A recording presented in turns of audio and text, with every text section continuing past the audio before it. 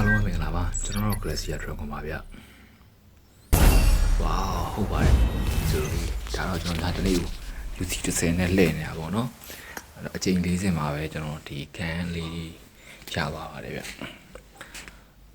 ကျွန်တော်တို့ဗျဒီကန်ကိုဖောက်နေရမဟုတ်ဘူးဗျကျွန်တော်ကလာမဲ့ဟို F1 စစ်တော့ကိုဂျန်လေးစူနေတာပေါ့နော်ဒီနေ့ကို UC 30နဲ့စူတော့ဂျန်ကအကြီးတုံးရဲ့အသေး35တုံးရဲ့ရလိုက်တယ်ဗျအဲ့မှာဒီကန်ကတော့မျောလေးမလာပေါ်တာပေါ့ပြီးရင်ကျွန်တော်ဘာလေးရလဲဆိုတော့ပြပေးမယ်နော်ဒီကန်မစိုးတော့မစိုးဘူးဗျကျွန်တော်မှာတော့ဒီ Handy App ကန်မရှိသေးဘူးလေအမေဆိုလို့တဲ့ဒီနေ့ကဗျ UC 10လေးနဲ့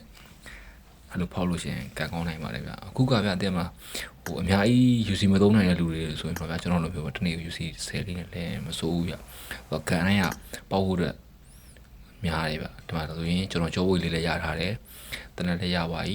ဘက်ထရီလည်းချောင်းလည်းရဆိုတော့မစိုးဘူးဗျတန်တယ်လို့ပြောတာပုံမှန်ဆိုရင်ကျွန်တော်တို့ဒီ UC 400 500ဆိုတာဗျတလက်သားပဲရှိတယ်ဒီမှာကျွန်တော်ပစ္စည်းလေးလည်းအတက်မှန်လေးသူကဆိုတော့ရထားတယ်ဗျတနက်ကို salary ချိန်တော့တာပဲမဟုတ်ရင်ကျွန်တော်အဲ့တရမကင်မိဘူးဗျ